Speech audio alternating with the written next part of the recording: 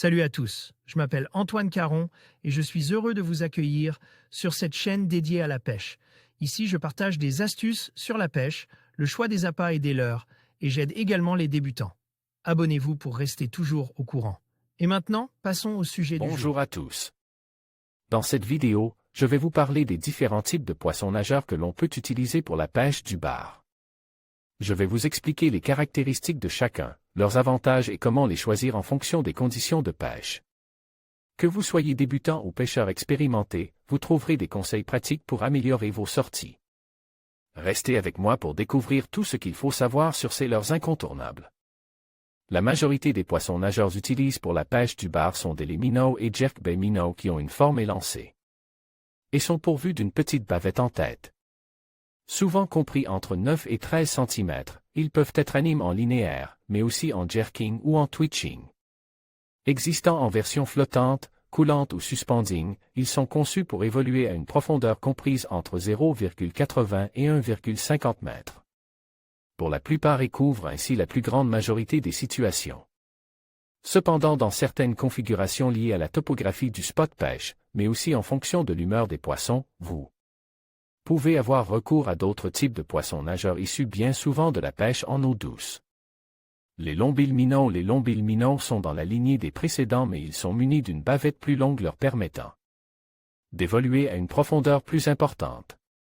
Ainsi, vous pourrez trouver des modèles descendant à 2,5 ou 3,5 mètres et que vous pourrez animer en linéaire mais aussi à l'aide de twitch et de jerk. Ces leurres tirent peu dans la canne et sont donc agréables à utiliser et reprennent le profil général des proies courantes du bar. Les crankbaits sont eux aussi des poissons nageurs munis d'une bavette mais qui se distinguent des minnows par leur forme bien plus trapue et par le fait d'être systématiquement flottants. Courts et ventrus, leur bavette est souvent large et son inclinaison détermine sa profondeur d'évolution. Par ces particularités, les crankbaits envoient des signaux bien plus forts aux prédateurs. Les crankbaits peuvent être animés de manière linéaire comme les précédents, mais le secret de leur utilisation réside dans leur grande bavette, crankbait deep dive, et leur profondeur de nage. En effet, cette large bavette agit comme un déflecteur qui permet aux leurres de ricocher sur les cailloux et obstacles sans s'accrocher. Ainsi, il est conseillé de choisir un crankbait nageant à une profondeur supérieure à celle de votre spot. Alors, lors de la récupération, vous sentirez la bavette cogner contre le substrat, réveillant ainsi la curiosité des bars environnants.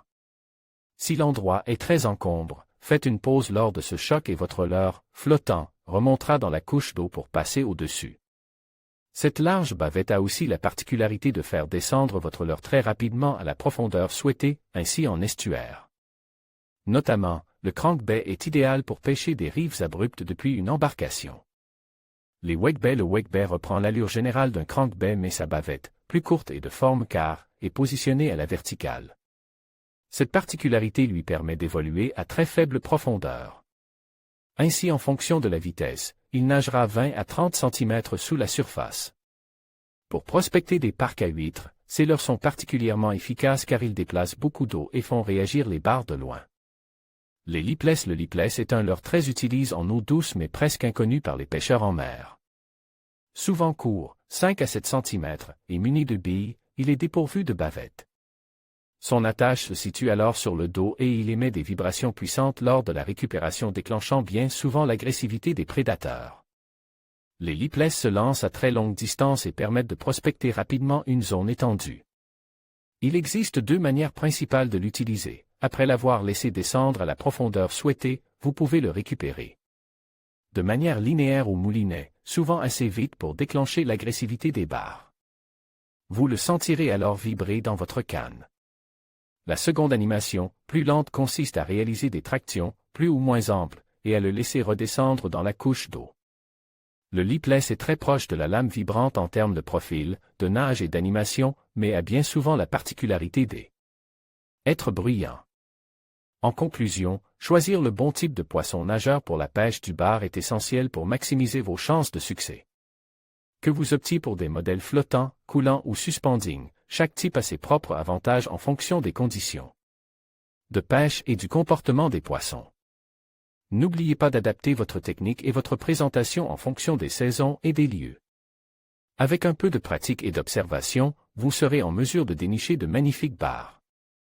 Bonne pêche à tous.